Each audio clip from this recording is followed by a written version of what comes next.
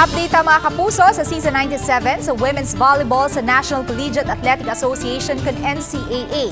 Nagkasangka karong hapon ang University of Perpetual Health System Dalta ug ang Emilio Aguinaldo College. Nakaangkon og impressive straight set victory ang Lady Altas sa score nga 25-21, 25-17 ug 25-17.